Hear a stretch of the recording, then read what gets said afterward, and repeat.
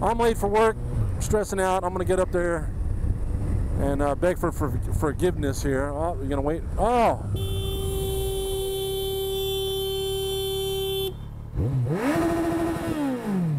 Running red lights, man. Motherfucker!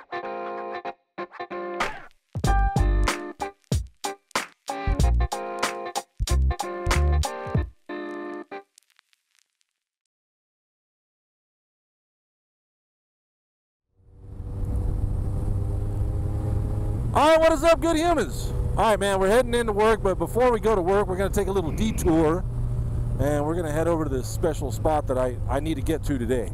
Got to get to it today, man. And you might have noticed from the title of this video, you might already know what it is, but it is the Morrison Hotel. That is the Morrison Hotel in downtown LA. It's very significant. It's very historic.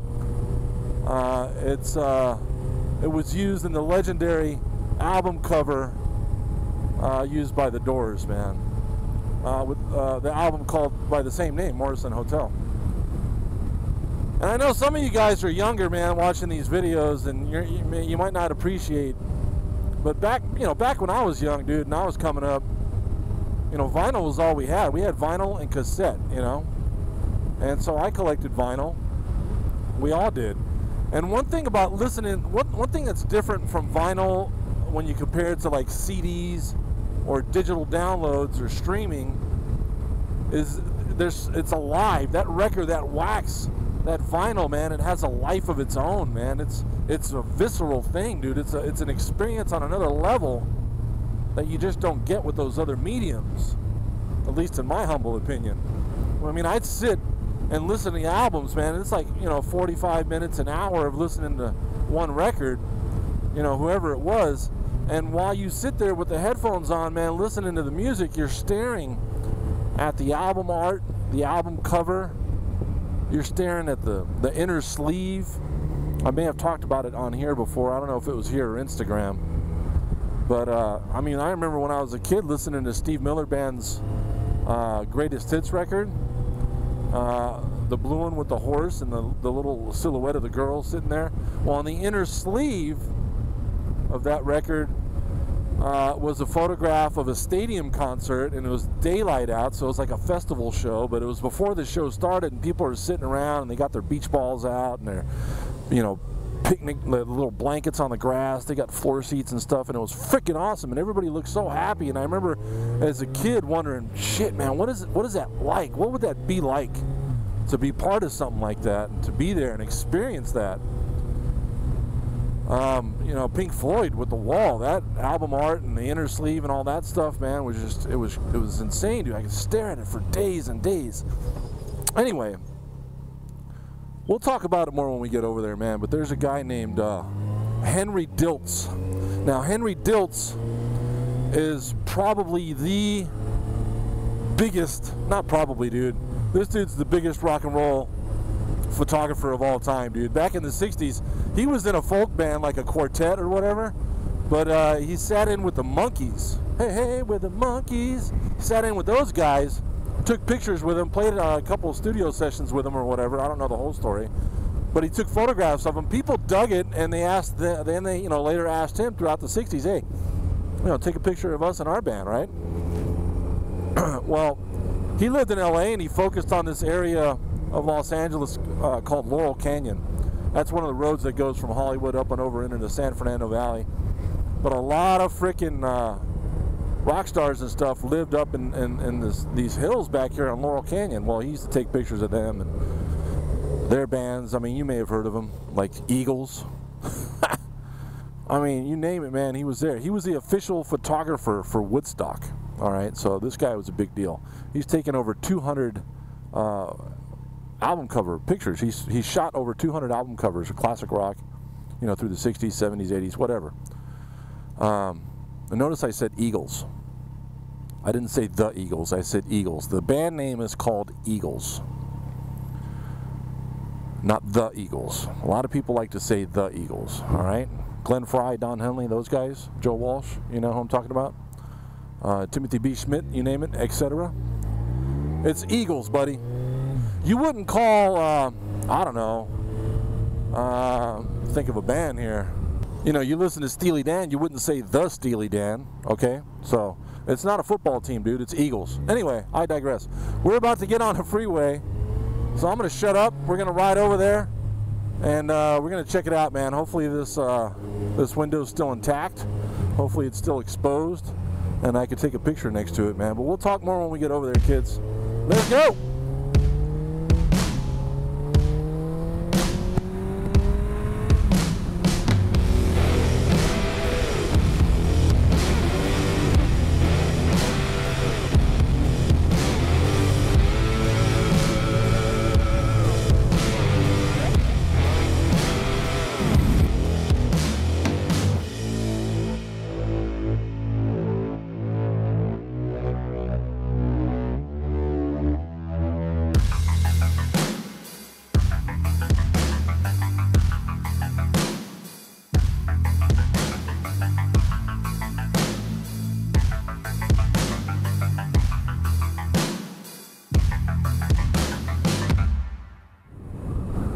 Keep your eyes on the road, your hands upon the wheel. Man, I should have probably taken that other exit. Oh well, we'll get off over here. Get off of Pico and come back. Man, I'm excited, dude. I am fired up to see this, man. God, you know, I hope it's still there. I mean, it was there yesterday, and today's weekend day, so hopefully they didn't, you know, call some company to come board it up, because that would suck.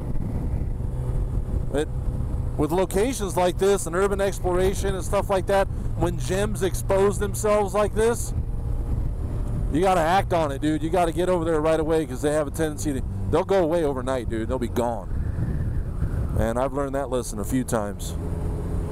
Matter of fact, they had, I think it was Doors Day LA, or the Doors Day. I'll put the picture of the flyer right here. On January 4th, at this place here, at this Morrison Hotel. Robbie Krieger was there, believe it or not, signing autographs. And then they let people go in there, and they had a photographer there, and they let you go inside the window and take a picture. But I missed that, which I deeply regret. But that's okay, I can take my own picture. So we're gonna get over here, man. God, I'm so fired up, so excited. I got like butterflies, dude. I'm excited about this, man. I don't know why, dude. It's just, God, it's history, dude. It's rock and roll, man. It's freaking awesome. Oh, you're not coming over here, sweetheart. You stay in that lane. You need to go up and then make a right up there somewhere, but you don't need to be cutting people off. You know what I'm saying? Yeah. Don't drive like that.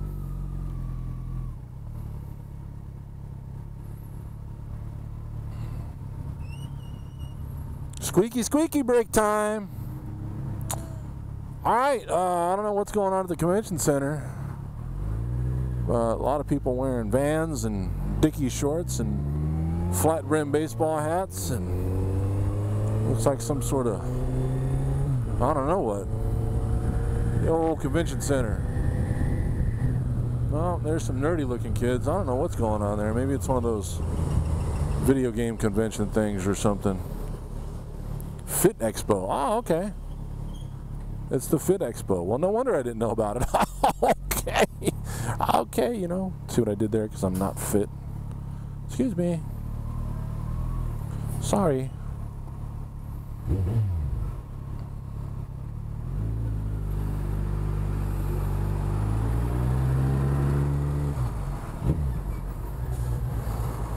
Oh, my. Oh, there are some fit people. There are some fit people. What? Hooters is gone. They put a parking structure where Hooters used to be on Fig and Pico. Keep your eyes on the road. My favorite part of that song. Well, I woke up this morning and I got myself a beer. Yeah, I woke up this morning, got myself a beer. Well, the future's uncertain and the end is always near. I see the corner of the building right there. Look at that place, man. Little 4, I don't know if you call that a 4-story or a 5-story or what. I'm gonna go. But in 2018, they unveiled plans to look at this, man, to restore this, to renovate this, to make it something. Yeah, dude, look at that. Wow. God, that is rad. All right, we're gonna get over here, dude. Oh, dude. No freaking way. That's awesome. They got the sign there that says rooms 250 and up. Transit weekly special monthly rates. Rooms 21 and up. Daily maid service. This place is freaking awesome. This guy leaving, or is he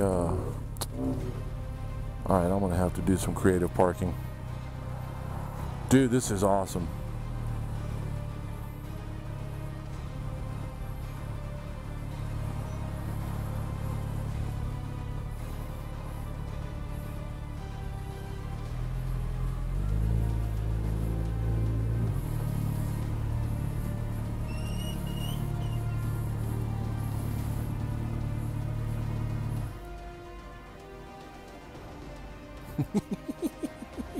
Look at this, dude. No freaking way. They got the chairs in there. And the lamps, dude. They even got the blinds pulled down. Because in the album cover, the blinds were coming down a little bit there. And they duplicated that. That is so awesome. Dude. 1246 South Hope Street, guys.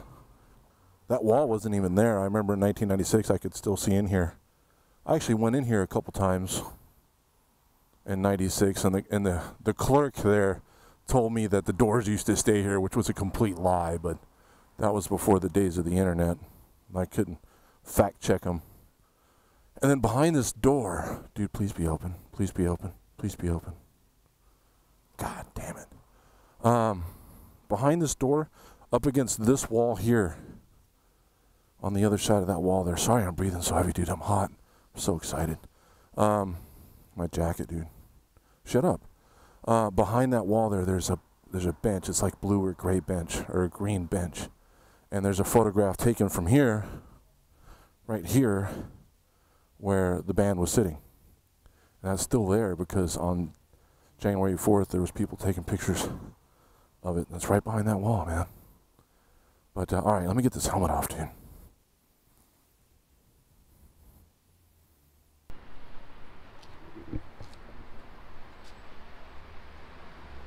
Dude, this is freaking ridiculous.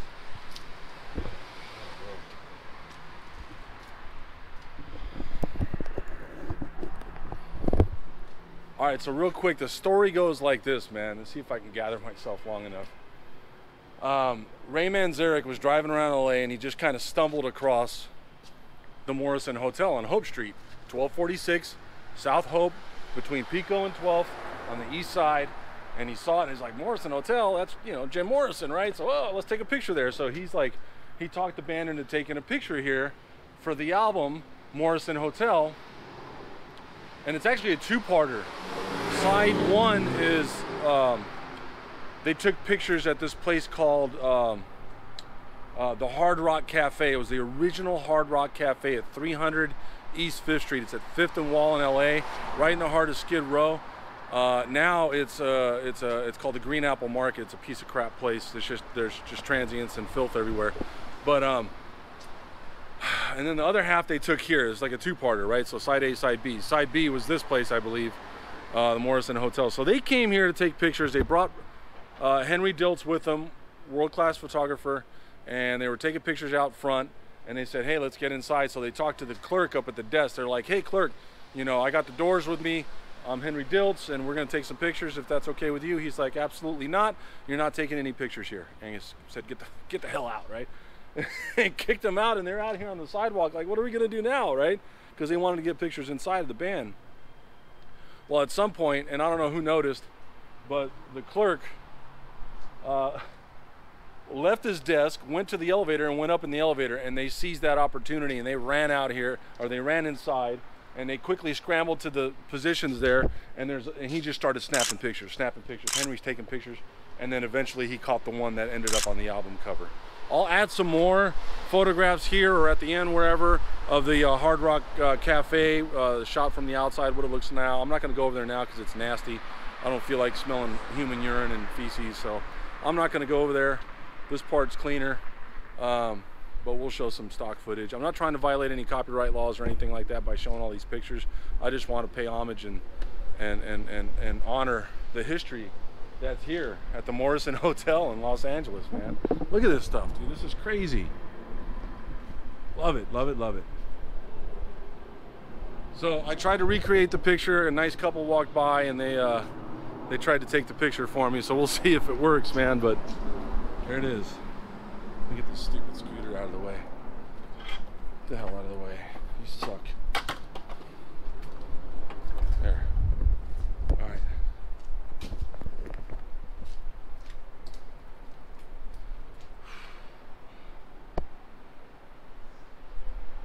Unbelievable, man. I love it. And just to frame it up a little bit here, I think right here is the shot, and right there where it says underneath the sign wasn't there, but right there is where Jim Morrison stood. Hopefully I got it. I'll try to frame it and crop it and make it work. If not, I'll come back, man, because it looks like they're gonna leave it like this. They put this plexiglass up here, which I love.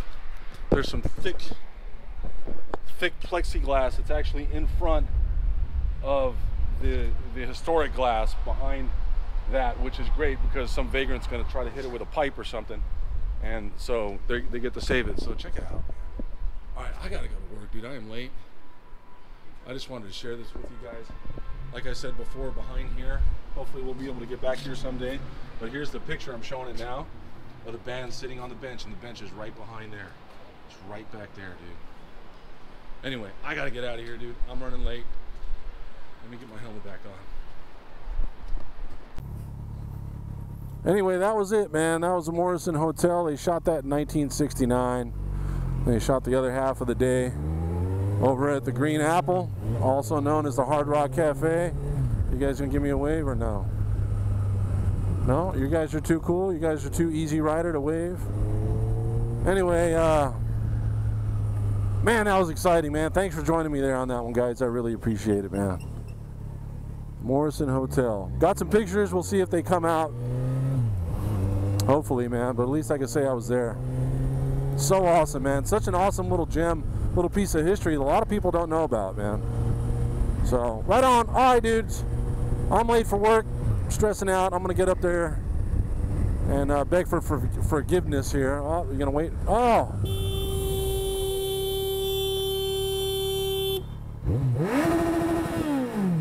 Running red lights, man. Mother.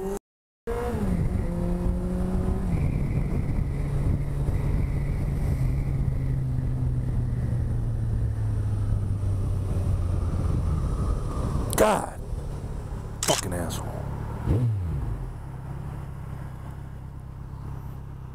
It's hard to be a good human when someone runs a red light right in front of you. This is a wide angle lens, so it probably didn't look as close as it was in person, dude, but trust me, that's one thing you don't want to see. She never even looked my way, dude. That black car started to turn, started to go, and then saw me and stopped, and then this idiot didn't even look at the light and figured she sensed the black car moving, so she decided, well, shit, I'll go. Didn't even look my way. Never even saw me, never even heard my horn, man. God.